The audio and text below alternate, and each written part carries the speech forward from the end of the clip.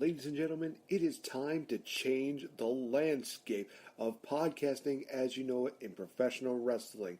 This is the Game Changer Podcast.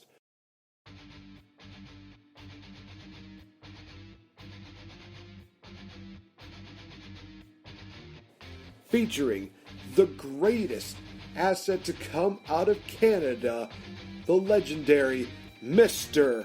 Fretz. The best there is, the best there was, and the best there ever will be. I love myself. There's something so condescending to the chap to get out of my ring. They think they got the answers. I change the questions. I did it all by my sweet little self. 2-time Slammy Award winner. I knew it. I'm a winner.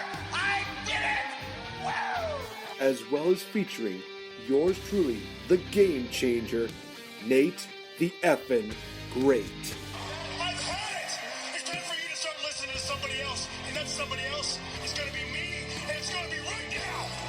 The dirty secret is you need this generation more than it needs you. You're not going to come out here and talk about how it should have been you, it should have been me, it should have been you, it should have been you, it should have been you, it should have been you 8 years ago, and it was kind of, then it wasn't, and it's not going to be again, and it's not going to happen. Just get over it. I am the best on this microphone, in that ring, even in commentary. Nobody can touch me. We change the game one day at a time. Ladies and gentlemen, if you're ready, let's do this.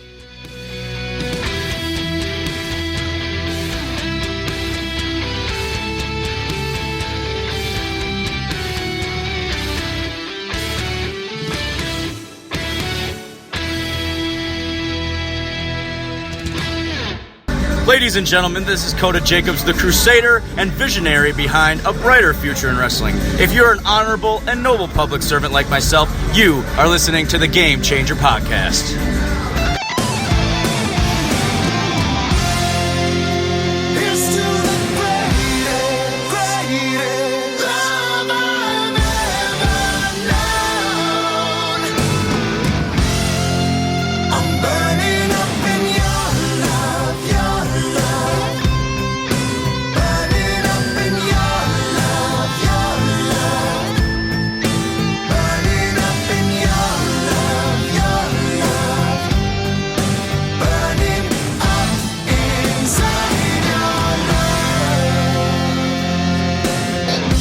You know, honestly, it wouldn't be a Valentine's Day spectacular unless we had the theme song of the true lovely couple in professional wrestling, that being Mike and Maria Canales. Once again, congratulations to you two for having your second-born child. Absolutely wonderful. Welcome to this special edition of the Game Changer Podcast, calling it the California Valentines Spectacular, whatever we'd like to call it. I am NateFNGreat, and where would I be without a very special little treat known as the lovely SoCal Val? Hi, Nate. Hopefully you're having a great night. I love the theme of this podcast. This might be the most exciting theme that we've ever done. I'm so ready for it. And you know, it's really interesting because a lot of people who have listened to us collaborate in these podcasts, we've done wrestling, we've done the movie reviews, we've talked about fashion, we've talked about a lot of things, but not in the history of us knowing each other have we decided, you know what, let's actually do a bit of a serious approach here. And that's kind of what we're going through in this podcast. So basically what's going on here is that I picked up 12 questions from a website called Psychology Today, in which the title of it was 12 relationship questions that college students want answered. So we're actually going to be taking those questions and we're going to be giving our opinions on there because in all honesty, she's married, she knows what she wants in a relationship, obviously. I've been in a lot of relationships. You're always learning in my defense, you know? Okay, fair enough, but and I've been in enough relationships to know exactly what I look for in a relationship, so this should actually be a very interesting but also a very informative episode. So, honestly though, let's start by talking about this. Val, what do you normally like to do on Valentine's Day? Well, you know what? It is one of my favorite holidays, and it's living in the UK, I'm kind of, I don't want to say accused, but people always say, well, you know, you Americans take a theme and you run with it. Like, Halloween, I'm probably the craziest house on the block, and we do love a theme, but not only just as an American thing, I have personally always just loved going all out for a theme, and that's always what I've done with my girlfriends. So, we'll have a night where we'll go out and say, okay, we're all wearing black dresses, we're all wearing plaid skirts, we're all wearing leather, we love a theme. And what I would normally do when I was single, and when I was dating and things like that too, I can't really do it as much anymore because all my girlfriends are back in Orlando, but every Valentine's Day, without fail, what we would do is, the criteria was, okay, we're all going to get together and you have to wear something red or pink, usually a dress, something themed, and we would all just make time for each other. And, some of us that were married, some of us that were engaged, dating, some of us that were single, some of us that were newly broken up and angry. It didn't matter what walk of life you came from. Valentine's Day was a reason to celebrate with your girlfriends.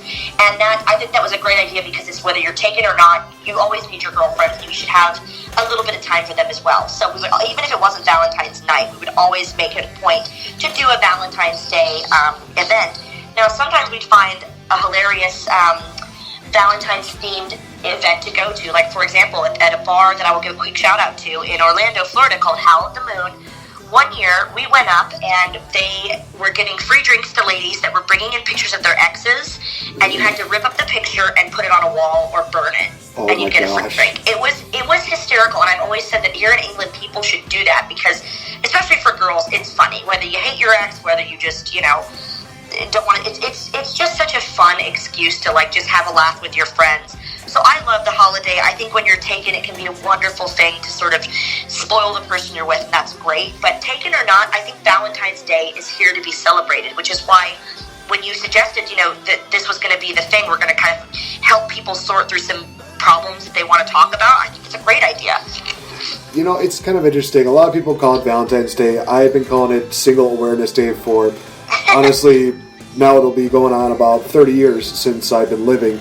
I've never really had a special Valentine's Day tradition that I can really share for that, but honestly, that idea of just, kind of eliminating the past and realizing that, hey, bigger and better things are coming, that is something that's really cool. That I never would have thought of something like that, just taking a picture of your ex and being like, you know what, show that I'm over, rip, or just set it on fire, although...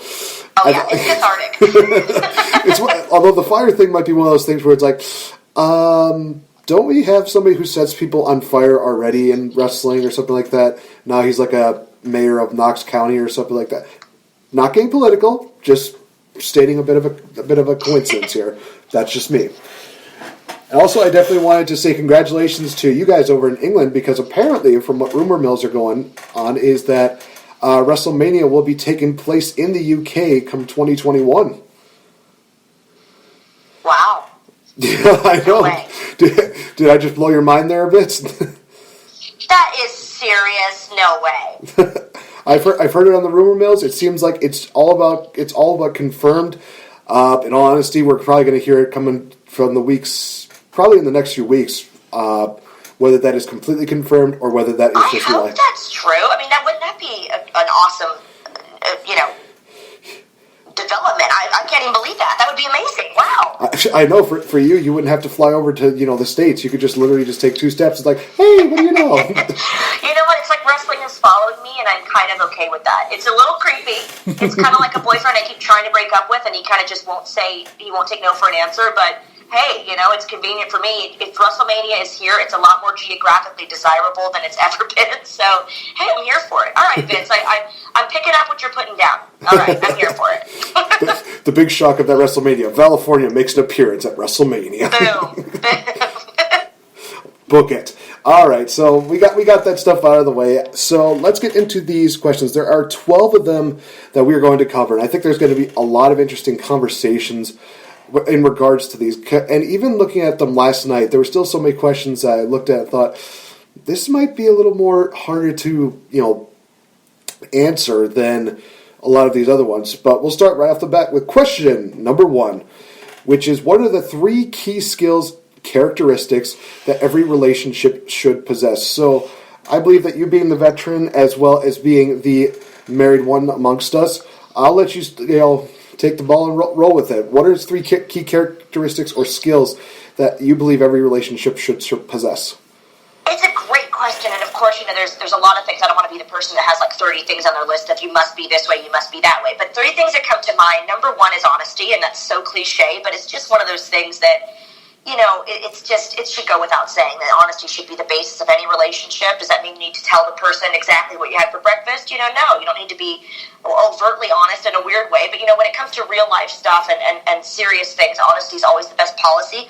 The second one I would say is laughter. Like, it sounds also cliche, but at the end of the day, my mom always said, when you're, and you'll hear me quoting my mom a lot because, the things you pick up from your parents and people that you respect always sounds so cheesy when you're growing up. And then as you get into relationships, you think, oh my gosh, they were totally right.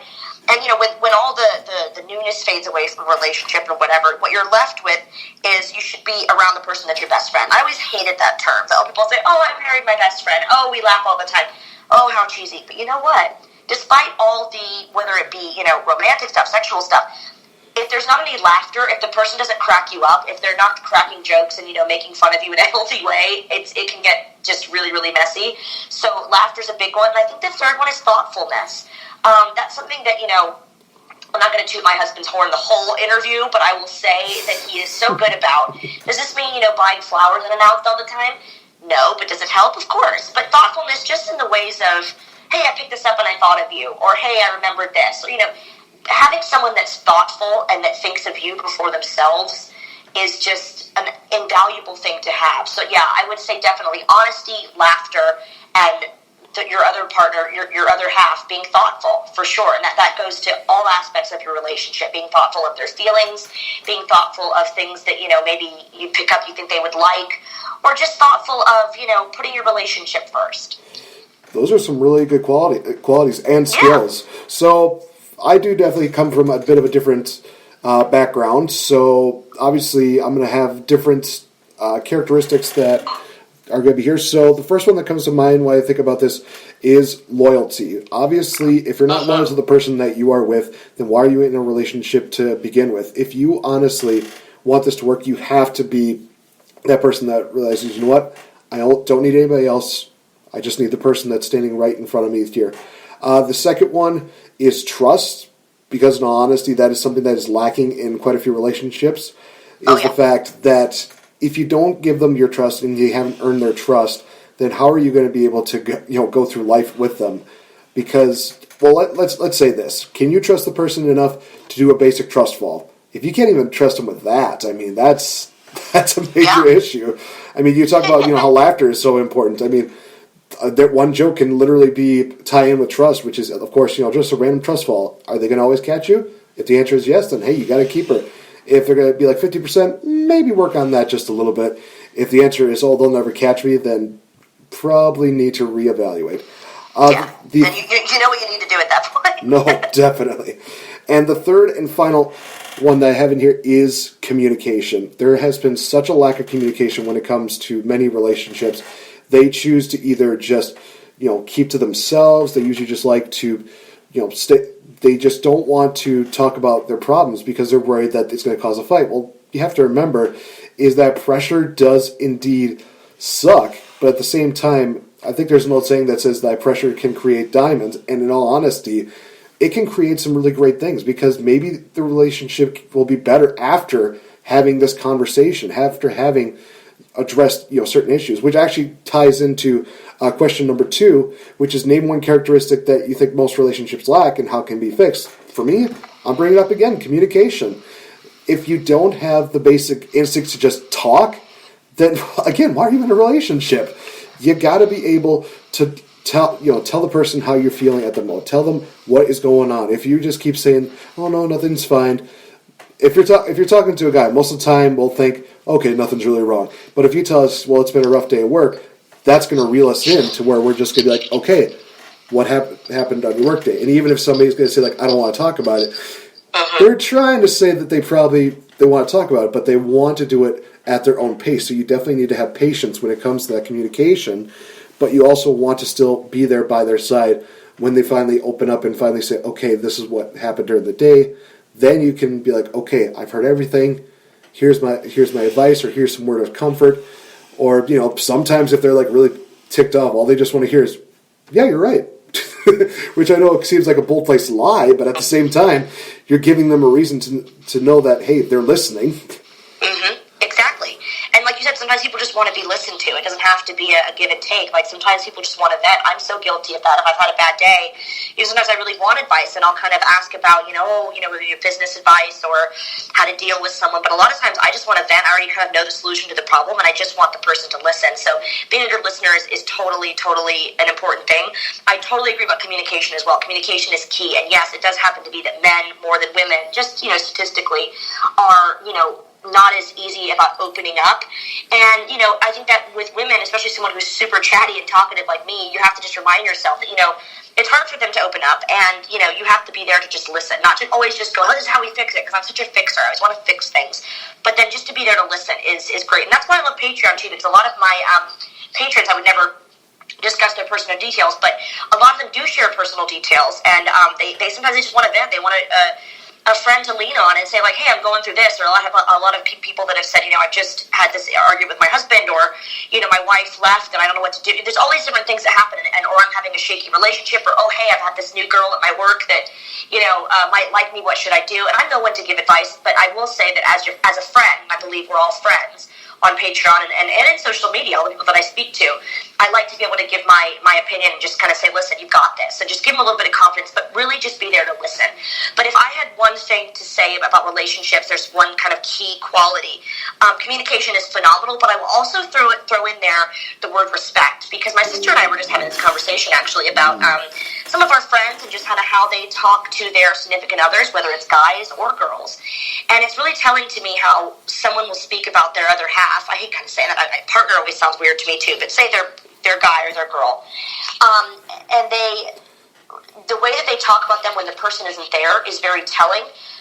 And if they're sort of just there to kind of, as we say in England, like slag them off, just, kind of talk badly about them, or, talk about how, oh, I wish they would do this. We all vent to our friends. That is totally healthy. I think that's a great thing to do.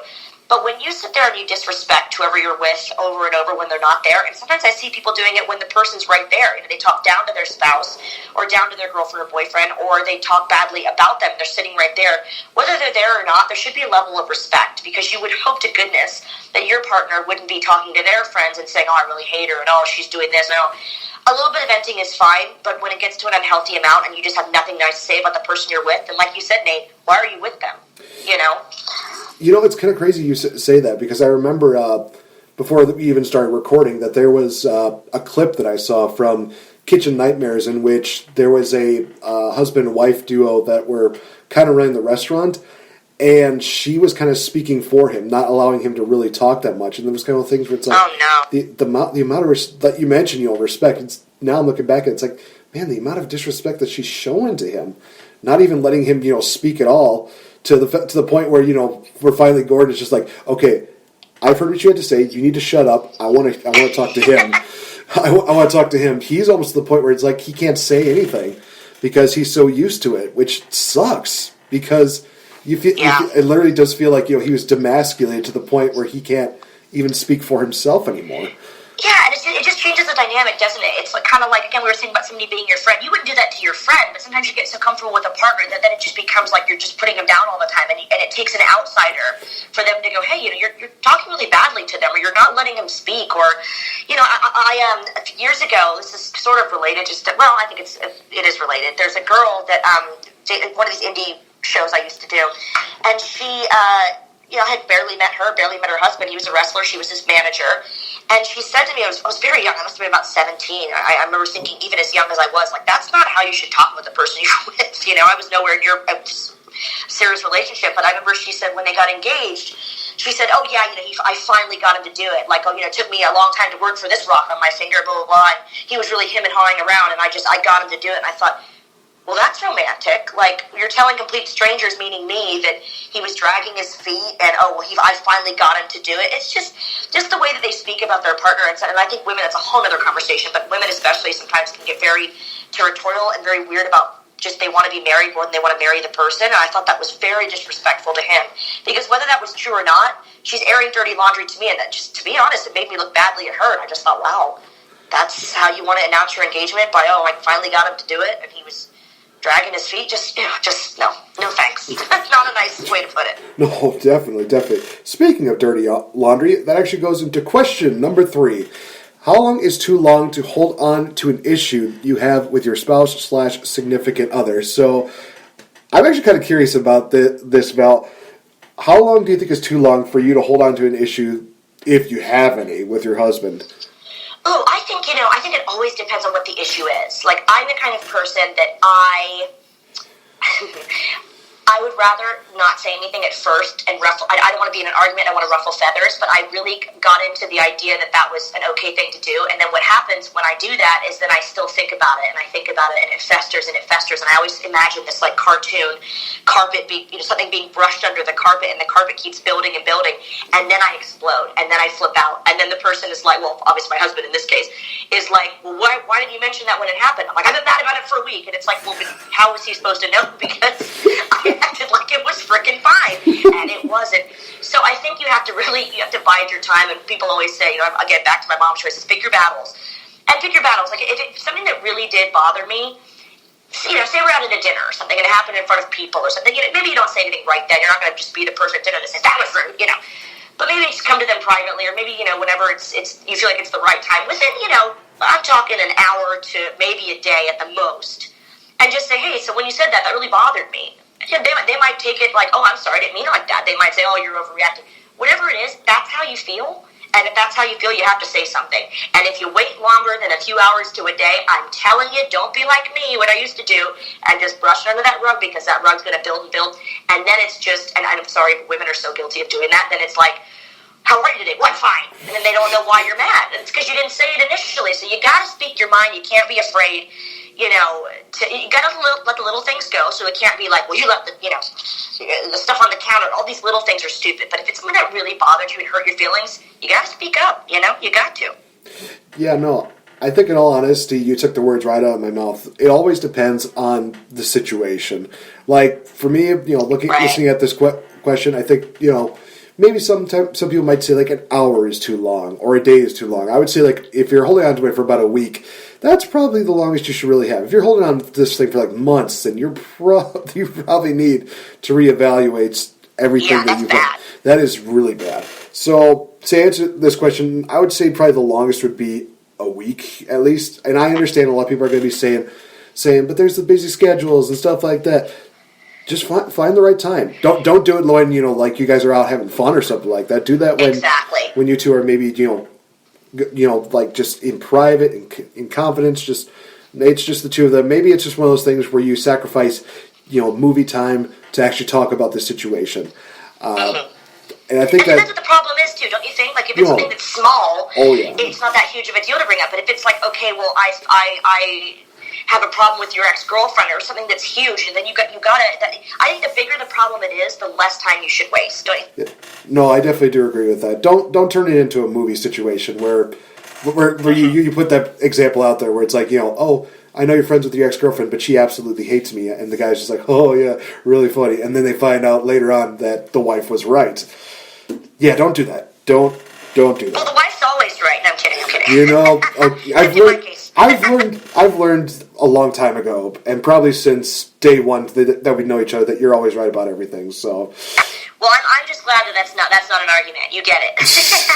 It's something. That's another thing. That's another thing about arguing. Like you can't always be the one that always has to be right. That's really unhealthy too. But I think you're right about the fact that letting it fester is a problem, and you can't do that. You've got to, like you said, wait for a time that, you're not going to ruin the whole evening, but when you've got some downtime, just kind of say, hey, this really has been bothering me. You've got to be honest about your feelings and how the person made you feel. Never go to bed angry. That's what every person will tell you in a married life. So true. So true. So we go on to number 4.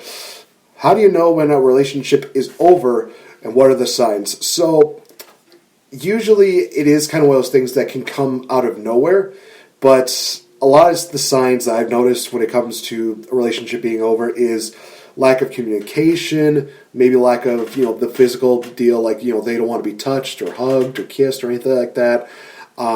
They're not as happy about doing stuff with you anymore as they used to. And maybe there's a situation where they're spending too much time at quote-unquote work, which is a major red flag, more than likely. Or maybe they are just at work. Those are kind of the compelling signs that I've kind of noticed that a lot of people probably should pick up on.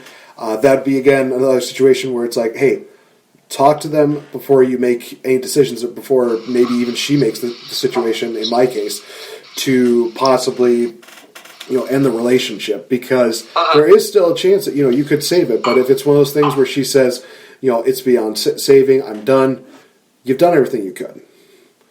Yeah, and honestly, I just watched La La Land. I'm not going to get the plot line away, but I will only say that in the movie that's a huge part of it is the communication, and they sort of, I'm not going to spoil it, but they gave up on each other, and there was no passion there. And I really love this question because it's the one I can probably answer the quickest. There is a quote, and I'm not sure where my mom heard it, but again, my mom's always been very close to me, so she always would say these things. And again, it didn't make sense until I got in relationships. The opposite of love is indifference. I'll say it again. The opposite of love is indifference. Meaning, when people are crazy, it's like, when you say about an ex, I don't care what they're doing, and I don't think about it's like the lady death protest too much. If you really, really stop caring about someone, there's not that crazy passion. At least even if you hate somebody, hating someone takes a lot of feelings and passion, and you're not indifferent. When you become indifferent, meaning it's not going to make a huge difference if the person is there or they're not, or you've lost a spark, or you've lost it, you become indifferent to the person, there's no passion there, there's no excitement. This sounds super cheesy, but we're here, why not? I will literally miss my husband when he's upstairs. I will text him, we'll be texting each other when he's upstairs. When he leaves for work, he's at the gym, whatever, I'm like, when is he going to come back? I'm excited for him to come downstairs. Whenever my mom's here, she always laughs at me because he'll be upstairs doing something, and then when he comes downstairs, he's been out for a while, and he's going to come down and hang out. I think, oh, here he comes. And I get very excited. That's the kind of thing that I hope will never get lost, and I think that people should have that kind of passion. And to me, being a very passionate person, if you don't have that, if you're just kind of like, oh, it's you again, that to me is when it's over. Especially if you've had problems, and I've had problems with, obviously everyone has past relationships. When you're kind of like, what are we doing? We're both not even in this anymore. We're not emotionally invested. We're done. We're indifferent. It's over, in my opinion. No, easy peasy. I mean, honestly, that's probably the best way of putting it. In all honesty, that's one of those things that I'm listening to and I'm thinking to myself, well, for any of those that were wondering what it's like to be married to SoCal Val, you'll be knowing that she's almost on you like a lovesick puppy, and it's one of the greatest things ever. It's frightening. I think he fears for his life. I don't know. That's kind of one of those things where it's like, I kind of would like that in the early part of the marriage. If it keeps going after 10 years, then I'll be like, okay, honey, I think we need to talk. You're a little. That's when we get a dog, and then I'll leave him alone because I'll be preoccupied with the dog. But not yet. It's adorable. Well, and that's the thing. And everyone's relationship is different. Some people are not about PDA. They're not about oh my god, the person's there, and yay, I love them so much, I want to squeeze their face off. That's how I am personally. And sometimes it won't work for everybody. I've dated people who were not like that. I understand. But you got to find someone that kind of matches your passion. But again, to me, there's got to be some passion. And if there's not, and you're indifferent, you're kind of like, I can take him or leave him. I feel meh about him. No. To me, no. You're done. Bye. Fair enough. And honestly, if you do round back to the dog situation, you'll definitely have to hit up Melina because I think she knows the best place to get puppies. She's all about the puppies, and she has the cutest. So yeah, she's a good person too. She's like the dog whisperer of the wrestling world. She sent me a celebrity VM shout out deal where her dogs were in there, and I actually talked to her about that last time I saw her at Blizzard Brawl, and she was just all happy about it. So I think the next time I see her, which will be at Water City Wrestling Con, I want to at least do what I did at StarCast, maybe give her a flower, but also give her maybe dog toys or dog treats for the pups, just to be like, hey, you're not the only one thinking about your dogs now. Just as a thank you. That would be adorable. I think that would be awesome. But getting back to this, question number 5. Do you have to love someone to have a successful relationship? And why is love not good enough? So this was one of those questions that I originally was like, okay, if you're asking this kind of question, why did you ask that first question, the first, question to begin with? And then I kind of looked at Psychology Today's explanation to it, and it's like, okay, now it actually makes a little bit more sense. So to answer the first question, do you have to love someone to have a successful relationship? Maybe not a business relationship. I mean, right. It's one of those things where, where it's like, Val and I, we work together in a business relationships. I'll say I love her all the time because she's absolutely amazing. But it's not one of those things where we're just lovey-dovey, ooh, that kind of deal. No. But in a romantic relationship, I think that love is still a very crucial key to have in that relationship. But why is love not good enough? Because we've kind of evolved as a species to realize that love is a good quality, but at the same time, it should not be the sole quality of that. We've learned over the years that best relationships are built on everything that we mentioned beforehand, whether it's trust, loyalty, laughter, companionship, just having that connection with that person and to be able to say, yes, I want to spend the rest of my life with them. That's kind of one of those things where it boils down to have a successful relationship, in my opinion. Yeah, I agree. I think there's all different types of love. You can love your friends, you can love your family, you can love people that you work with. But I think if you're going to have like a relationship, if there's not love there, and with love comes respect, I don't think it's going to really, flourish. And there's different types that, people say, well, maybe we're not in love anymore. I don't want to ever be in a relationship where I don't feel like I'm in love with that person every single day. You hear of people that it's actually a beautiful thing. You've heard of people that are divorced and they say, okay, well, I'll always love that person. I have love for them. And especially if you have children together and stuff. My gosh, that's stuff I don't even understand yet. But, I think that's very respectful and lovely. But if you're going to be in an everyday relationship with someone, an actual physical romantic relationship, and there's not love there, or you're not in love, I personally couldn't do that. I mean, I just think it would be a waste of time. It wouldn't be enough for me. That's all. It wouldn't be enough. I'm like a love hoarder. I mean, I don't There's know if a quote of the podcast right there. I'm hoarding love. Just going to title this episode, Game Changer Podcast presents The Love Hoarders of Professional Wrestling. Oh my God, we should make a whole separate podcast, Love Hoarders. Why we're not looking for a cure. Oh, how cute. I love that term. Oh my gosh, this might be one of my favorite podcasts that we ever done. I know I say that about a lot of these, but this one I genuinely enjoying this. So we'll send this next question over to you, Val. We're almost halfway there, which is question number 6. When confronting your spouse's significant other about a current issue in the relationship, is it appropriate to bring up past situations? Should the focus stay on the current issue? Oh, this is such a good question because it's kind of like, it always kind of depends. For the most part, I would say no. For the most part, bringing up past stuff is so bad.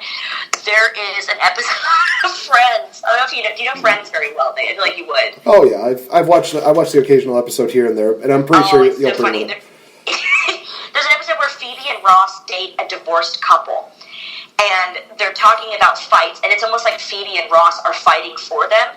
And Phoebe says, well, she certainly knew what she was doing in New Year's Eve, 1997. And he goes, I knew you were going to throw that in my face. And it's funny because that's how couples fight. Like maybe she had an indiscretion years ago in the marriage, or that's just what they're alluding to, or maybe it was like a huge fight. It happens, but it's always a bad idea to bring up stuff that's bad. So I'll say for the most part, the answer to me is no, don't bring up bad stuff. But like we were saying earlier in one of the questions, which is very informative, we were trying to say that if it's something like, okay, a week ago you made me feel bad about the same exact thing.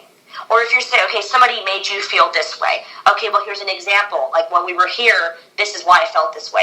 Using it as an example is one thing, but, bringing up something just for the sheer fact of throwing it in someone's face is not okay. So there's a real difference there, if you get my drift. No, I definitely do agree with that. And it does, tie into what we were talking about earlier.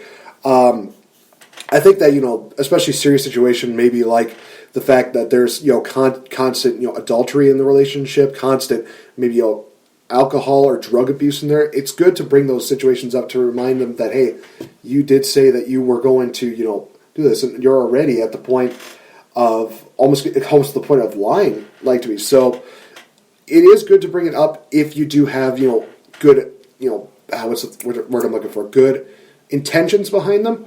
But like Val was saying, if you're just doing it to be like, well, you said this, then no, definitely do not. Exactly. Do not do that. Yeah, just to be petty. I know what you mean. Yeah. Yeah, because being petty is just one of the worst things.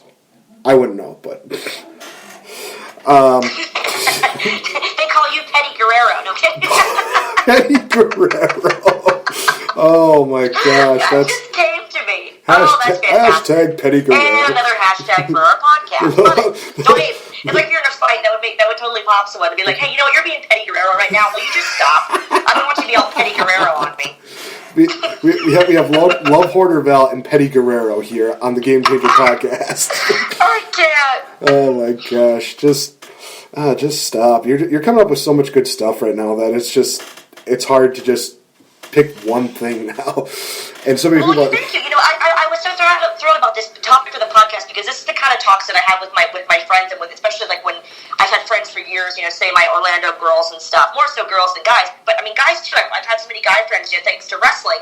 That these are the kind of conversations you have over like a bottle of wine, and you're like, you make jokes out of it, but you have to ask the tough questions, and it's always good to bounce ideas off of each other. So like when people will write in and ask questions, there was a radio show I did in Orlando for years called Monsters in the Morning, and for some reason I was there to talk about wrestling, and people kept, I was thrilled and honored they would write in to the show. They would write into the show and say, since Val's there is the only female opinion, can you ask her about this date that I went on, or can you ask her about this new boyfriend of mine? I thought I was so happy to kind of give advice because I'm not an expert to be giving advice, but I'm always going to be the sounding board and be your friend to listen to and try to give my opinion. I always try to use my own examples to help other people. So I think it's a great topic, honestly. And it's a nice departure for us. Why not? Why not at this point? So before we go any further, I definitely do want to bring this up because to your point, you definitely do kind of resemble what a lot of people are kind of amazed at is the fact that wrestling personalities, they can have great advice. One thing that I've definitely enjoyed, and I've talked about it on the recent Game Changer podcast, which is on Wrestle Addict Radio, was the fact that I mentioned the fact that one day I actually had a bit of a sucky Saturday in which I got stood up twice in one day, which was one of the worst feelings that I could possibly ever have, and kind of one of the first things that I did. Nope, you heard that right. It was rough. It was one of those things where one was planned about a week before, the other one we kind of planned because she had to reschedule, and they kind of coincided on the same day, and it wasn't like I'm going out with like two girls at the same time. No, I'm not that kind of guy. It was just one of those things where it's just meeting up with two people, it's fine. One didn't really communicate with me when after. You're dating, you're allowed to date multiple people, but it just sucks that would happen like a double whammy. That's awful. I don't care who you are, how strong and confident you are. That's got to be like a bad juju feeling. Not nice. Oh, trust me. I told a lot of friends of this, and one of the first friends that I told this to, she was like, "Who do I have to go after, and who's getting hurt?" It's just one of those things like, "Yep, this is true friendship." Friends who will literally almost murder somebody just to show that they care. But no, this was kind of crazy. I took a chance, and I actually posed the question to AEW's Leva Bates, and I told her basically the situation, and she gave just an amazing response where she basically said, well, you have to remember that it's not you, it's them. Obviously something is not settling well with them, and you probably dodged a bullet. It was just one of those things where in the past, I've gotten so many responses and likes from Leva Bates, but this was just one of those few times where it was like, other than SoCal Val, right now, Leva is starting to turn out to be one of my favorite people, and she really is just a genuine sweetheart, and it's just going to be amazing. I think I remember actually posting a tweet to her. I said, next time we meet up, can I just give you a hug? And she was like, oh yeah, of course. I'm like, yes. Oh, isn't she lovely? She's such a good girl. Yeah. Oh my gosh. I've talked about this on the podcast before, but I'll bring it up again. The fact that this woman woke up as early as she did a video game tournament, and literally came from that video game tournament during that StarCast deal and came over to do meet and greets, and still had the amount of energy that she had during that entire deal. It's one of those things where it's like, I respect this woman a lot more now because of her willingness to meet up with people. She's still the bright ball of energy, just an absolutely phenomenal human being. And that's, it takes a strong woman to be able to, talk about feelings like that too. She's such a good girl, and she has such a great reputation, for good reason. She's always been so wonderful to everyone that she's ever worked with. I've seen it in person for years. An absolute gem. Now, I mean, she looks like an absolute gem. Maybe it's because of the blue hair, but that's just me at this point. And the blue pants. And the blue pants. I don't know if she really wears the blue pants anymore. I haven't seen that much in AEW, but maybe that's something that we're going to have to get on her for. Just be Leva Bates, bring back the blue pants. Just for nostalgia. Just for the nostalgia. That would be amazing. All right, so now we can get back into these questions. We're at question number 7.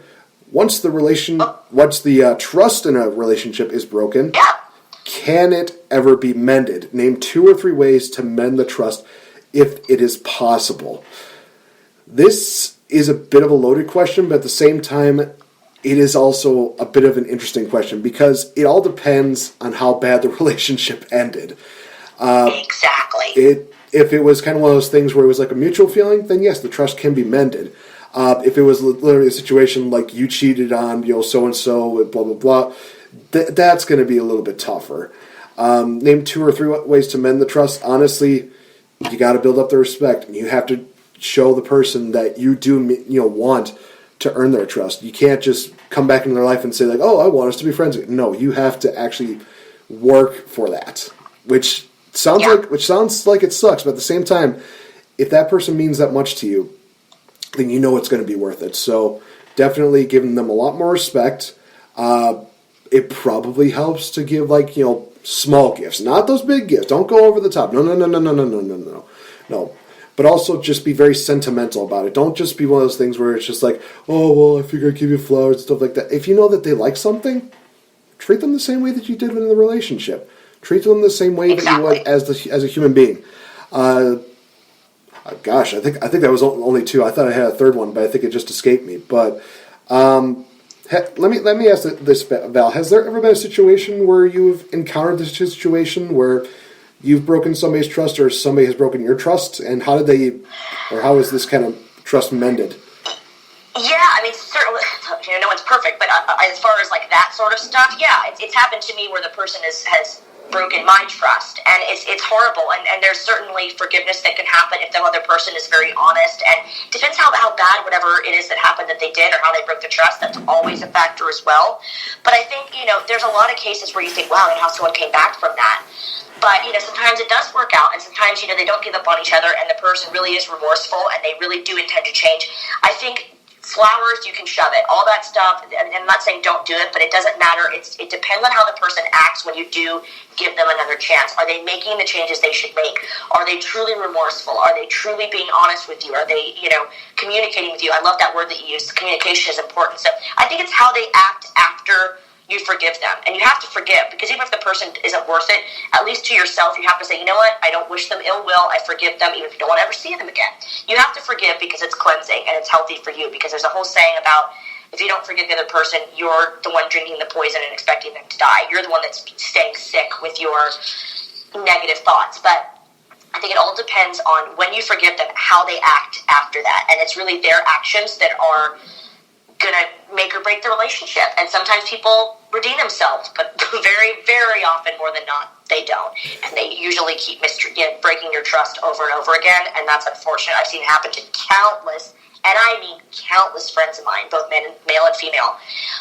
But what you have to do is just listen to your own heart. If your heart says, you know what, I want to give them another chance, that's okay. And, you have to have a long conversation about it and just hope that they're going to change. And usually they don't, but if you want to hold out and hope that they do, sometimes it does happen. So you got to have some hope. Honestly, I couldn't put it any better. I got nothing else because she's got the best advice. She wins this round.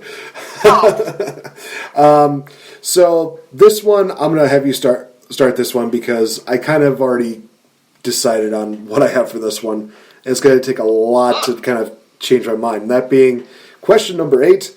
When someone cheats because of issues in the relationship, are those issues now worth fixing? So, Val, go. The issue's worth fixing. You know what, I have to say, in any sort of cheating situation, and again, that's whether it's personal or with many friends of mine that have dealt with it, cheating comes from someone's insecurities and someone's own dissatisfaction with themselves. And anyone can break up with somebody and look back and say, oh, I could have changed this, I could have done better at this. Yes, that's good to have self-reflection.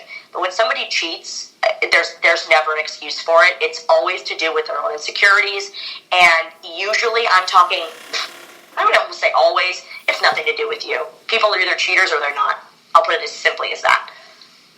I'm pretty reckless with that. I'm pretty black and white on that subject. It's literally, it's kind of like, listen, you can be the best girlfriend or the best boyfriend you want to be, and if someone's going to do that and they have it in their heart to want to hurt somebody like that or just be that careless with someone's feelings, they're going to do it. And it's not just to do with you. They'll do it to anybody.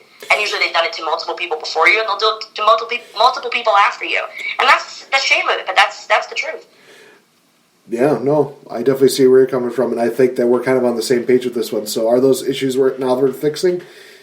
Honestly, no, because I've been on that end of the spectrum where somebody has indeed cheated on me on more than one occasion, and it sucks. It's one of those things where, you know, I back then was kind of naive, and I was thinking like, well, I'll probably never find another relationship, so I'll just, you know, I'll forgive them now, and they'll never do it again. But they wind up doing it again. It's going to be harder for me to, you know, move past that. So it's kind of one of those things where if I'm in a relationship and they do cheat on me one time, they better have a damn good explanation. Otherwise, I'm going to be that one that says, I'm done.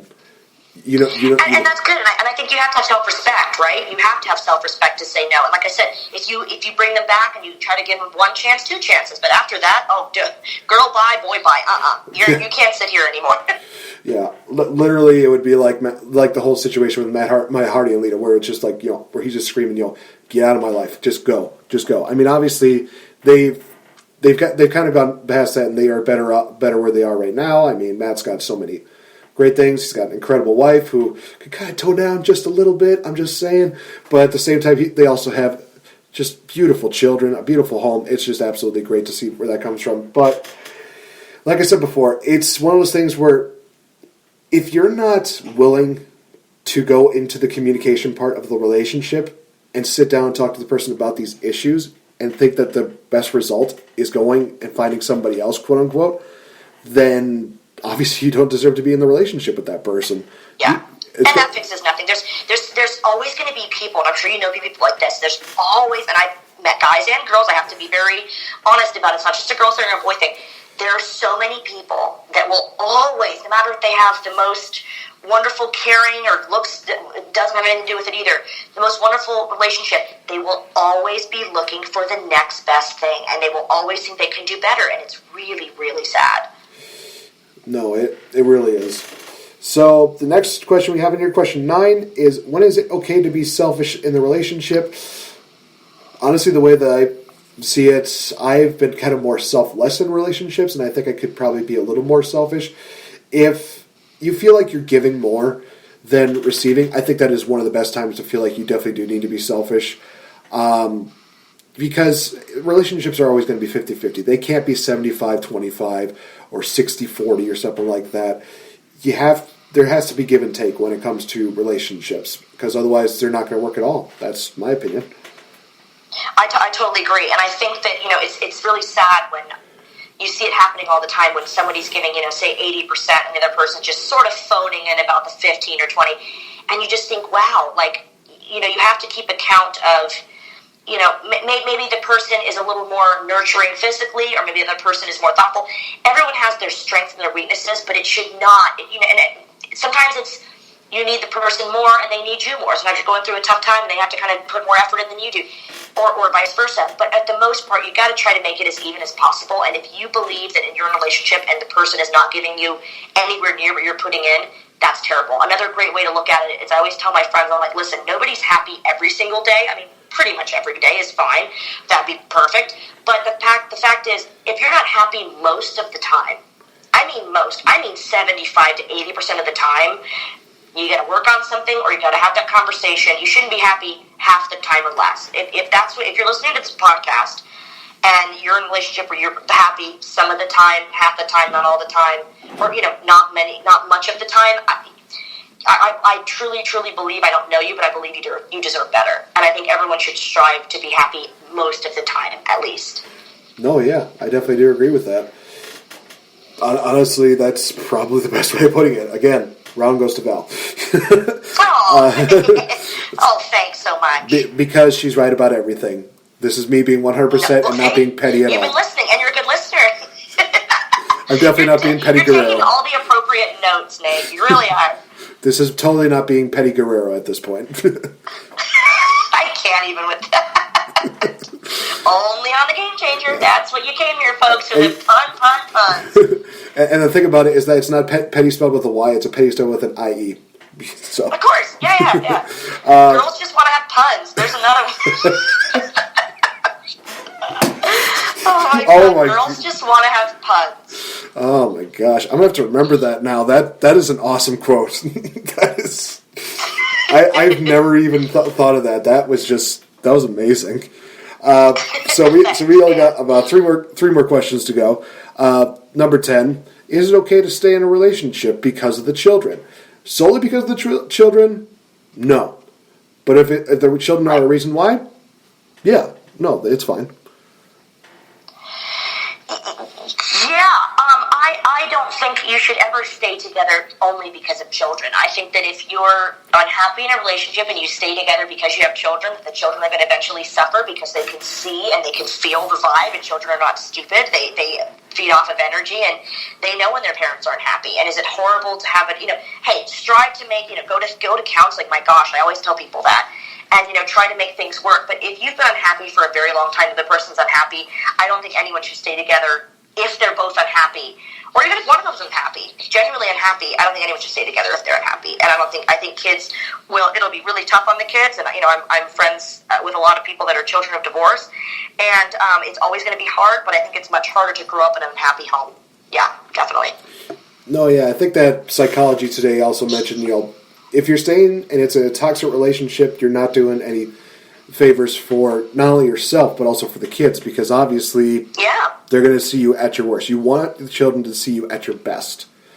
And maybe it's not with each other, but at the same time, they're going to find a way to understand that they did this for them. Okay, maybe I should rephrase that.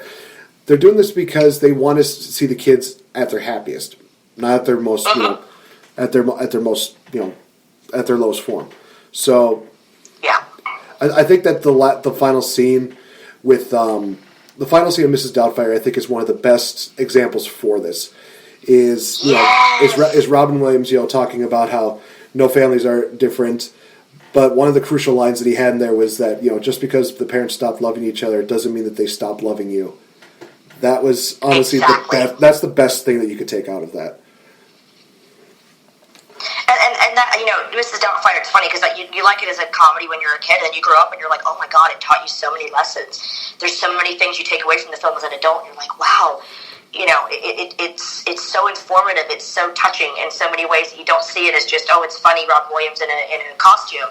It's a perfect example, like you said. That's such a great quote. So, Val, let me ask you this question. What is the worst part about being in a relationship? The very worst. Oh God, let me think.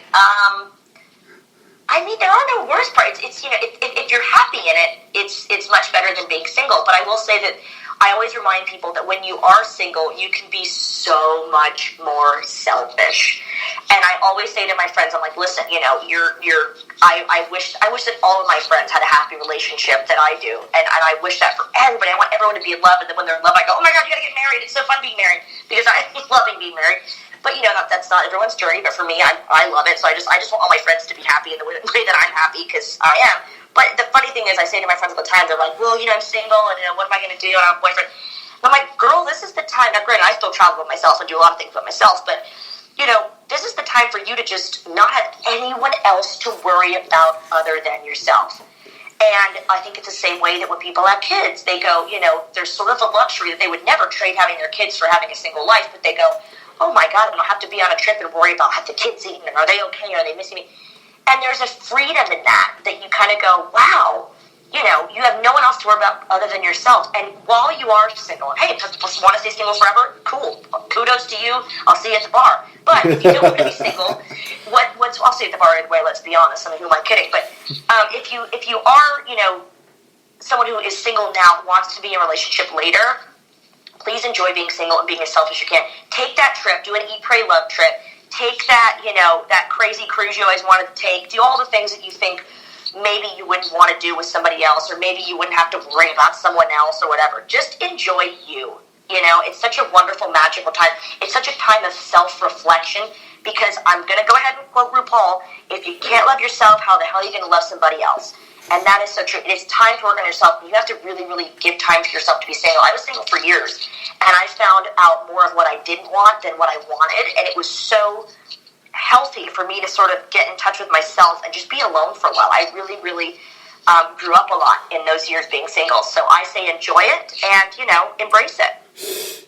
Yeah, you say enjoy those times being single, but how much of that did you enjoy being single? Because I'm imagining you get like a lot of fan mails, emails from so many people that were just saying like, oh, dude, Val, we should totally go out. We should totally, You'll be a couple in well, that's public. never fun. I still get that kind of crap, but to be honest, like I had so much fun being single. It was after a breakup, it's never fun. But when you're single for a few years and you're kind of like dating can suck, but it can also be really fun and casual. And if you don't overthink it, which I had to always remind myself to not overthink things.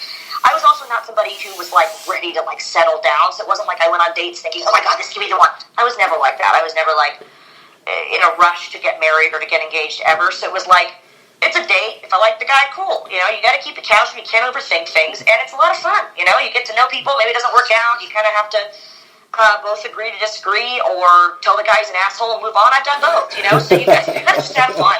It is honestly, it's a lot of fun, and it's a lot of self-reflection time. It's a great time to get to know your friends more and do girls trips, or say it's a boys trip or it's a girl-boy trip. You know, a lot of times we have friends that want to go on trips with other couples, and they're fine being the single one. You know, it's you got to just embrace it. You have to stop overthinking, because people that are just racing to the idea of I'm never going to find someone, I have to keep dating. Date if you want to date, or if not, who cares? Just enjoy you. You know, that's how I looked at it, honestly, when I was single. That's exactly how I looked at it. Fair enough. So it's kind of funny when you were talking about, you know, telling people that they're assholes and just leaving them there. So does this confirm the theory that you and Ken Anderson went on one date, and obviously that's how it ended very poorly? No,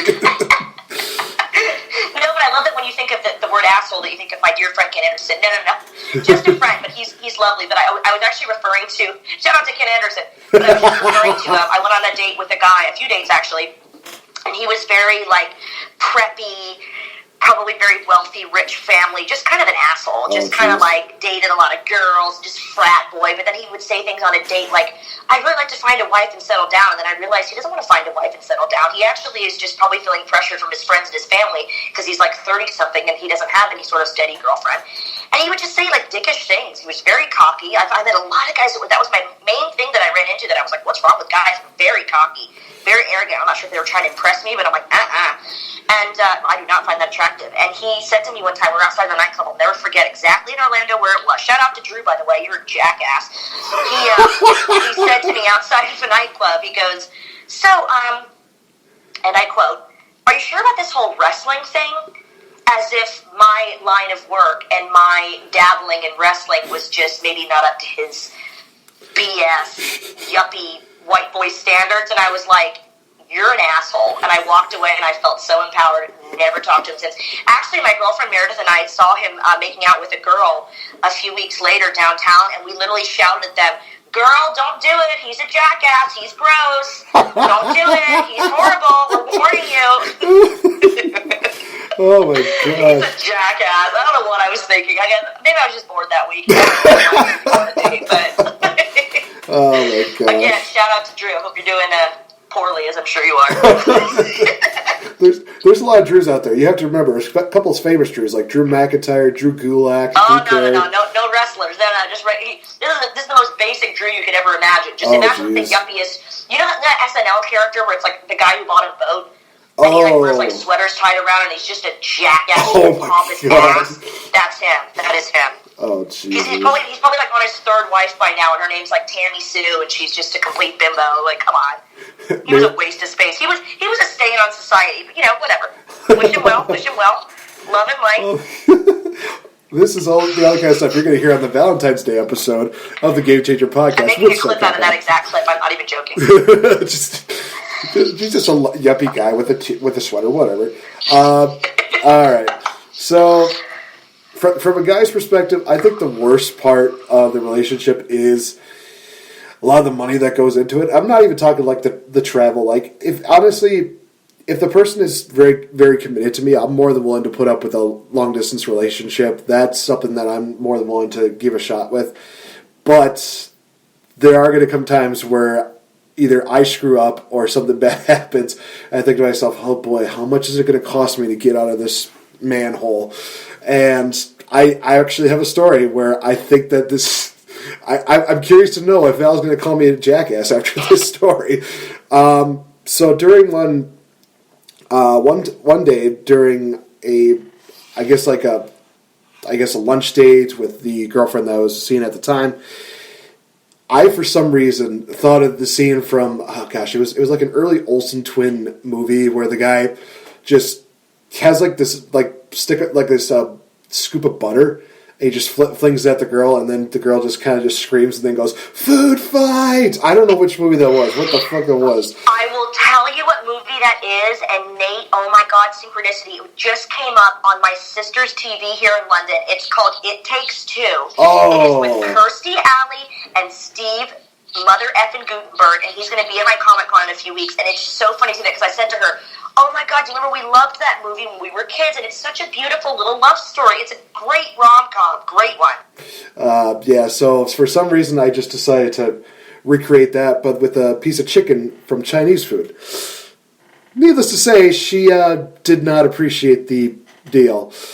What happened next is that she got herself a nice new purse, courtesy of the jackass boyfriend that thought it'd be funny to recreate something from a movie.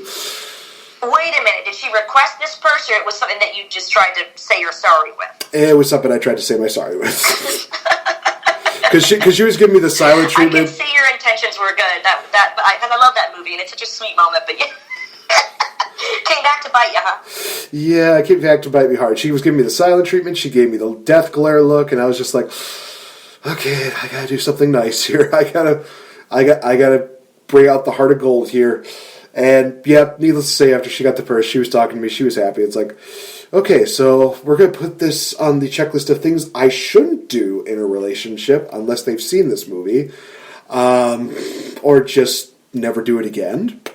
So yeah, I think that's the main thing that comes down to it, is that if you screw up, guys, you're definitely going to probably have a little bit of a hole in your pocket trying to make up for it. But it also depends on the girl. Maybe they just like something nice and sentimental, and it'll cost you absolutely nothing. Oh yeah, sometimes a joke that you think in your head like how it's going to go, and then it doesn't, and then you've totally offended the person, and it's like, whoops. Honest mistake. Definitely not jackass territory in my book, Nate, don't worry. Oh jeez, for some reason when you said jackass territory, I don't know why I thought about the actual jackass movies, but... Yeah, those guys are jackasses, that's for sure. They're not very hateable, those guys.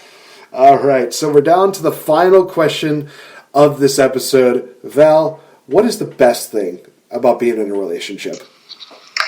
Oh gosh, everything. No, I'm being totally silly. Every day is like rainbows and gumdrops. Gumdrops and puppies and bows and pink hearts. No, there's a lot to be celebrated. I think, for me, I've always been such a loner, and I think I've been traveling alone since I was 16, and this is going to sound super sappy, but this is really the truth of it. I mean, for so many other reasons too, and I feel very lucky to have someone lovely, but I was traveling alone for a long time, and I never really thought like, I could really have someone with me, and I'm so lonely. There were times where it was kind of like, wow, this is kind of a lonely business. Like, you're just kind of always alone, and there are great things about it. I've actually noticed that now I'm actually not that good unless it's my husband or a close friend. When I'm traveling with people I don't know that well, I'm actually not that good of a travel companion, because I'm just like, I just go off on my own. Like, I was traveling with people recently with like a company, and I was just like, I'm going to go over here. I thought to myself, they don't understand my airport routine. I go to the makeup counter, I do this, then I go over here, then I have a glass of wine, then I make a call, then I do this, and I don't want to go to the gate yet because that's annoying. And I just thought, I'm such a high maintenance traveler because I'm so used to being by myself. But then when I actually had someone to travel with, and my husband and I love traveling, we've been to so many wonderful places, and good thing about living in England, you're close to Europe, and I've always been just obsessed with Europe. And there's so many places I still want to see. Oh my gosh, so many places. But it's just so nice to have someone to share all of that with. And that sounds sappy, but it's the truth. Like, to come home after a great show and say, man, this is what I loved, and when they get to meet people you work with, they get to meet all the people that, are important in your life, your friends, your coworkers. They get to travel the world with you. You think, man, this was fun before, but it's doubly fun because there's someone to share it with, and they support you, and they, the same thing that you do for them. You support them, and you go with them, and you think, wow, it sounds really silly, but just sharing someone's life and having someone to share your life with, it just makes it so much more fun. You've got your buddy with you. And as much as you sexually are into that person and how much you are romantically into that person, it's just having your best friend there. And you can laugh with them, you can get annoyed with them, you have little arguments here and there. But at the end of the day, it's so wonderful to have your life shared with somebody else. And I feel lucky to have that. In all honesty... Cue the violin, sorry. I was already doing like the world's smallest violin while you were talking that. So we already got that covered. But no, I mean, I've met him, and like I've said before, he is honestly a really great guy. I would dare say he's such a dreamboat. In all honesty, I use the word dreamboat all the time. All aboard the dreamboat. Double dreamboat from Mrs. California. So yeah. Next time I see him, I'm buying the drinks. Just saying. And in all honesty, it's gonna be awesome. But so the best thing about it being in a relationship for me, and some people might even say like, well, I mean, if you're having these kind of troubles with relationships, why have a relationship to begin with? It's the companionship. It's really knowing that you're going to have somebody who is always going to be there for you. Somebody who is always going to just, wake up beside you, who's going to always be there to help you get through a rough day, even when you've had, just a slightly rough day. They'll still find a reason to just make you smile and be happy. To be able to just have somebody who you can just hug every day, kiss every day, just be able to say, just to be there for you. Exactly. Yeah. And, love my family to death. They are absolutely incredible. But at the same time, it's one of those things where I'm going to be selfish with this. I'll say it's not enough. There's still that empty feeling. There's nothing selfish about that. I think that's a great thing to admit that you're totally cool. This is what I say to my girlfriend. You're totally cool on your own, but it would be a bonus to be with somebody. You don't have to be, but it would be a nice bonus to have someone with you to share in all your experiences, right? That's exactly it. Yeah, and one thing that I definitely loved that I remember telling my mother about this situation, and one of the things that I will always love my mother to death is the fact that she sent me this text where she said, I hate to think of the idea of you being with somebody because you are the sweetest guy and I don't think anybody is worthy of you, but I do hope that you do find somebody who is indeed worthy of you. And that just meant so much to me because same. I would echo the same. Totally. Well, we've known each other for quite a long while, so you've definitely seen the sweet side of me. I don't think you've seen the bitter side of me, and I'm going to try and keep it that way because I think that would be one of those things where it's like, how am I going to look at Pettie Guerrero again? It's going to be just fun. No, we'll have an angry podcast. Just like dog everyone, just be totally rude one of these days. Now that would probably be our most listened to. just like the 10 biggest jackasses in California, as well as greatness is life. Perfect. Yeah, just unfiltered version. Oh, jeez. I think that would have to be like a Patreon exclusive if that's the case. I was thinking, if this wasn't unfiltered, then oh my God, what would people get in the unfiltered one? My Lord. People would just be very interested in saying, did I make the list? Did I make the list?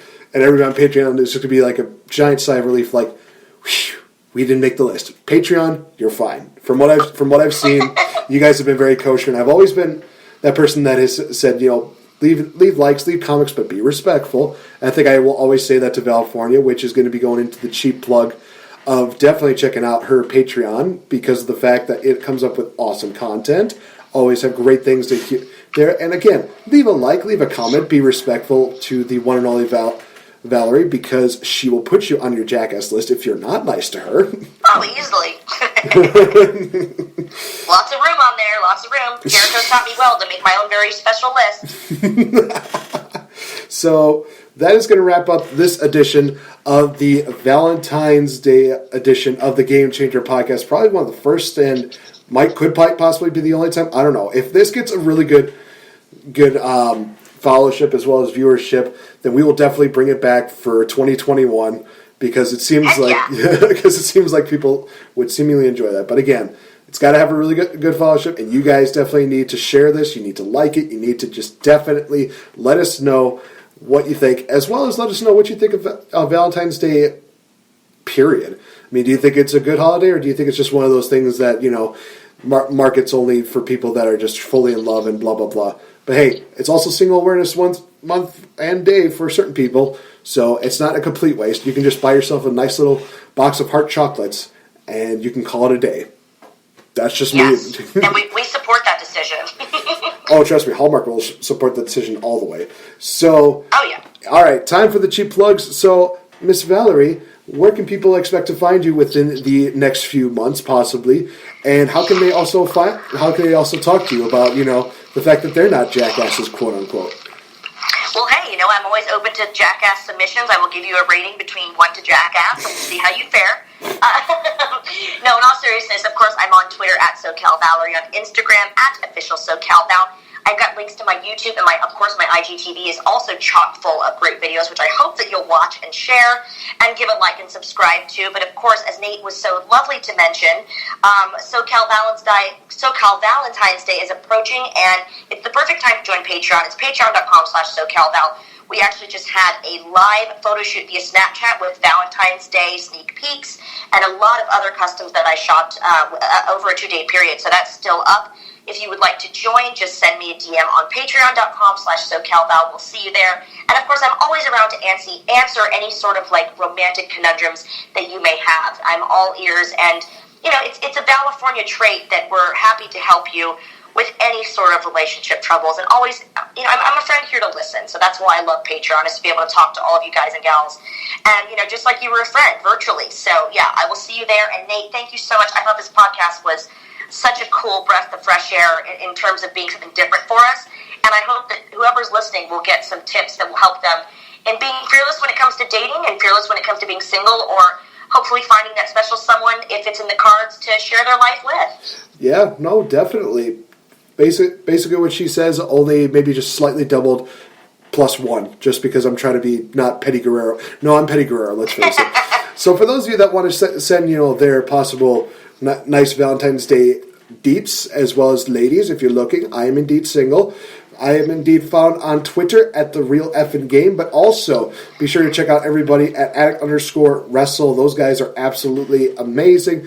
Kings of the Rings, as well as the Young Lions Perspective. Check them out, where we keep wrestling real. But I've been trying to do a lot more podcasts by myself independently for the Game Changer podcast, where we talk about wrestling, but also talk about pop culture stuff, as well as anything else that we can think of.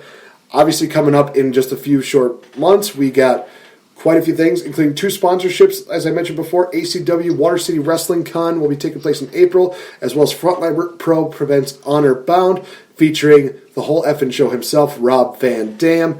And one of the big things that, you know that guy. I love that guy. And, hey guys, for those of you that are possibly looking for something that California and I will be doing in the future, still looking to possibly get California out here to Wisconsin for the 7th anniversary show for ACW. I gotta talk to some people, but I definitely do want to make that happen, because in all honesty, you know a guy. I heard. How exciting! I know a little bastard. Let's just say that right now. So, for the Love Hoarder Val, I've been Pettie Guerrero. This has been the Valentine's edition of the Game Changer podcast. By all means, go get some candy. Don't break hearts. Mend hearts. Embrace each other. Kiss each other. Do whatever you do on a Valentine's Day. And honestly, Val, it's been awesome having you on the show, and it's been especially awesome hearing all these new ideas, as well as names, for just everything in general.